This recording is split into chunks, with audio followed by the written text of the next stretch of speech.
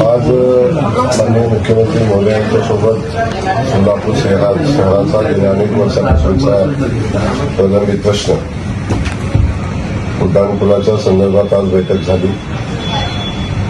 उड्डाणपुलाच्या संदर्भात गेल्या काही वर्षामध्ये 3-4 वेळा निविदा झाल्या, परंतु जागेचे प्रश्न सुटले नव्हते. यासाठी आज माननीय मुख्यमंत्री महोदयांनी आदरणीय देवेंद्र कोटेजींच्या विनंतीवरून बैठक केली आणि या बैठकीमध्ये जमिनीच्या संदर्भात असलेले सगळे इश्यू आज संपलेले आहेत जवळजवळ.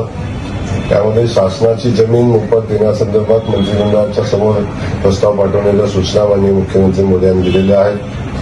पोस्टाची जागा होती त्याही संदर्भात पोस्ट खात्याचे सगळे अधिकारी होते त्याही संदर्भात चर्चा झालेली आहे.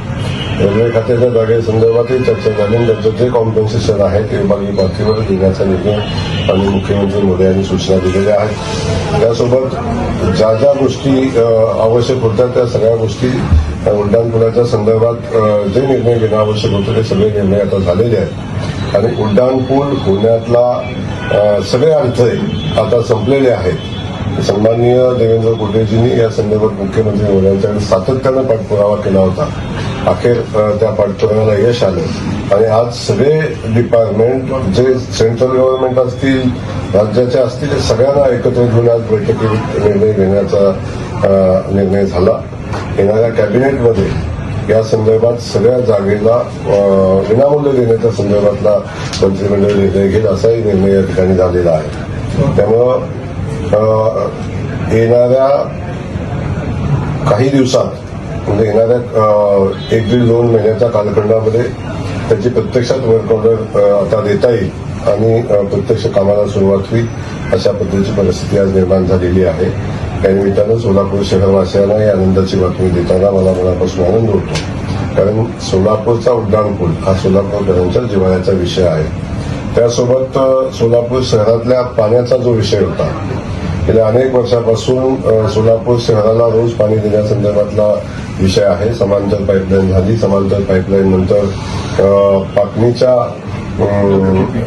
WTP प्लॅनचा जो विषय होता त्याही संदर्भात आता राज्याचे सगळे थळे संपलेले आहेत. राज्यात्मक प्रस्ताव सेंट्रल गव्हर्नमेंटला पाठवलेला आहे.